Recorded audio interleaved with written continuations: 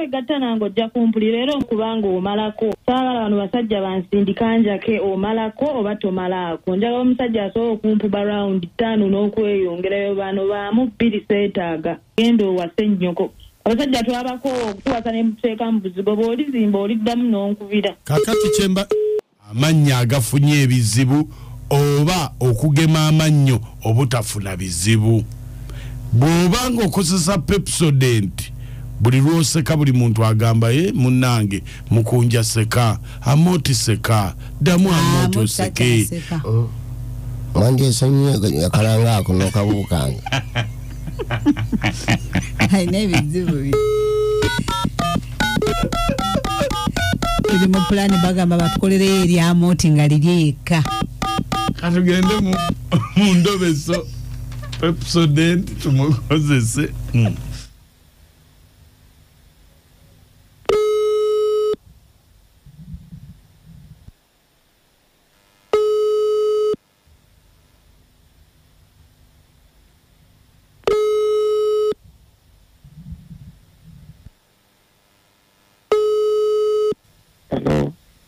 Hello, Sebo. Ajiso. Nze bampita mukunja wa Beat FM ekintabuli ky'omuziki. Mu programu endobeso mu programu sisimuka ku macha ku Beat FM. Sebo. Wangambye nkukubireko. Mukunja kwamba tene basemu naye. Webale kunkubira kibadde gamba. Ina uzimunye mukazi wange. Omanyi omukazi oyo ndamu abaana basatu. Omukazi mwinamu abaana basatu. Naye ndabadde ndi awo nga nsanga amawulire nga bamuwandiiseemu ng'ali mu banoonya. Mukazi wo nga ali mu mawulire ate ali mu banoonya? Ali mu banoonya. Kati kyenakoze zange saasoose kwekyanga ne mukubira essimu. Ne mugamba mukwano nyina ebintu byendaba nga kulabye wano kulabye mu mawulire na omanyi kiyanzeemu yaŋŋambye nti omusajja abadde atambula nze ndabadde ndowooza asaaga omanyi yabadde ne kakamera nga ndowooza kalinga ndabanga essimu nankuba ekifaananyi nze nenjogera awo ndowooza byakusaaga nange mbirabidde mu mawulire ninga amazima ye mukazi gwenzaalamu abaana basatu balamba kati kyenabadde njagala mukunja onyambe omulobese tuzuule amazima wabyabadde nga buli yamuguddeko gunatabitegeera obanga yembeeraayi bamuyitaani bamuyita Aida omanyi omusajja wa safaari ntambula wanje tolirayo waka asiriyeera ndi eno mbadde ntambuze kola safaari nvuga byennyanja. Okola ki? Nvuga byennyanja. Kati siriyo ngenze manyi bonaagira ngenda kubeerako mpulire manye ekituufu. Kale beerako ku simu tovaako. Kale owange okimanyira ndi otakyava wano.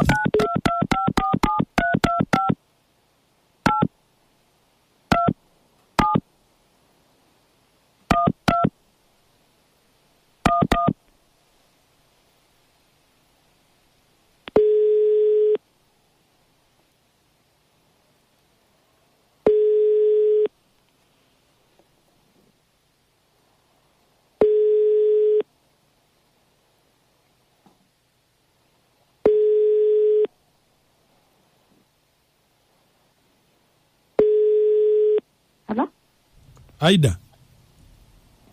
Hello? Aida. Wanje? Jebale. Kale sebo naye jebale. Kakati Aida nakulabye mu mpapula z'amawulire? Nga onoonya. Noonya musajja naye olina okubanga omalako. Saagala bano basajja bansindika njake omalako oba tomalaako. Njagala omusajja asobola okumpuba rawundi 5 n'okweyongerayo bano baamu 2 seetaaga. Kati ate nze naali kukubidde nga simalaako. Oba omalako oli ku kituufu nzanyisa okulaba Anti kakati mbadde njagala tusinkaneko twogere tulabe nga tutuuka ku nzikiriziganya. Toli mufumbo? Ndi mufumbo wanaawa ate nemba mufumbo nenoonya abafumbo babanganze. Akafaananyi tewakeetegereza bulungi golabi olaba nfaanana okuba omufumbo. Nze nanti kati nange mbuuza bubuuza ate omufumbo aba alabikirawa. Era omufumbo oba omulaba wontuukako oba omanya nali mufumbo oba. Awo bw'oba toli mufumbo awo kale tujja kuba twogera. Ekyo kituufu kiri nti siri mufumbo naye bwe tuba tweyagadde saagala laavu zirimu baŋŋanda. Mu bano baganda bo basista bo babrother bo basenga abo naddala bannyazaala abo bazungazunga.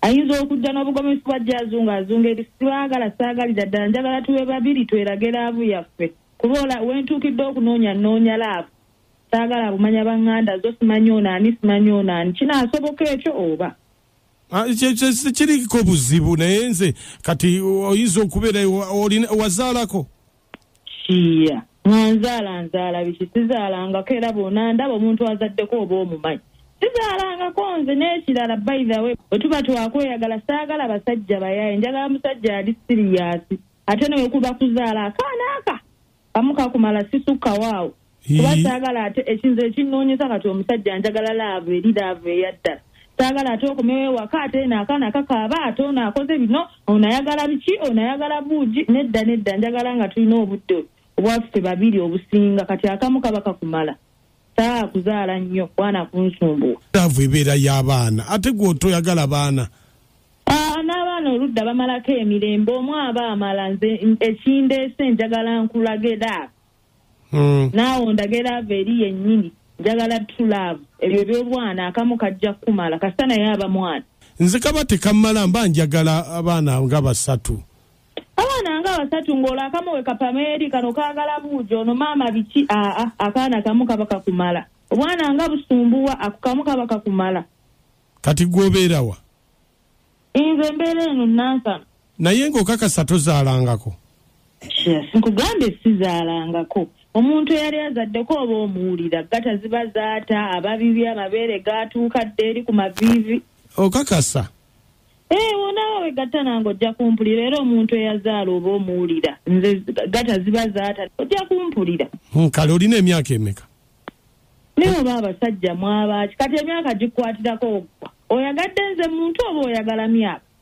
anti nze sobola okuba naye ogwa mu nkaŋŋa n'ogyewa naye ng'ate mukadde ebimu abakulu basinga n'abato emyaka tegikwatako bw'oba oyagadde nze muntu yagala nze muntu eby'emyaka bireke onakkiriza okwekebeza ebyomusaayi ekyo kintu kya bulijjo tulina okwekebeza buli omu n'amanya kale tujja kusinkana twogere wazimba oba okyapangisa buno obuzigo ate nze naakulimba nkyapangisa kati oba opangisa biganye genda owase nnyoko abasajja twabako okutuwasa ne muteeka mu buzigo bw'olizimba oliddamu n'onkubira kakati kyemba onowulira BTFM ekintabuli ky'omuziki ekisinga dakiika 23 ezakayita ku ssaawa emu abantu tugenda kubeera wali we bayita kirekabbira okwanjula kwaffe nga 21 ye Friday no tukyawoza nga 21 tugamba nti Friday eno enteekateeka muyiteewoko muyiteeko wabakazungu awo olabi enteekateeka engeri gye zigenda mu maaso ate tetunabagamba mujje mukwate bifo okwata anti okwanjula tekubeera kwa gundi kwa kaadi bajja kubawo engugu mukwata ebifo mukola ne muguweesa ekitiibwa ate nga tebanateekawo abokukyala abakuza kazungu tolina bwobagamba temukwata bifo balala naye ojja kuyita abantu bajjawo bateekewo tenti bakwogerako nebyafayo nti omukolo abantu bazze nga n'ekiddala tibannakissaawo ita ku ssaawa emu endobeso mugiwulidde agamba ye tazaalangako naye omwami yagambye byakamuzaalamu aba oyaba muntu ki bannange nkumuguja buli omu aba n'ensonga lwaki alekoze statement anti kakati nze bwonnimba ekintu ekyamaanyi bwe ekito ekitalimbika nti sirina mwana amaanyi ng'ate olina gwe musajja kikuwa amaanyi kusooka kwetegereza maa buli omwana agenda amubuli anamalako nsi kikuwa amaanyi ogamba nti nfunye embeerera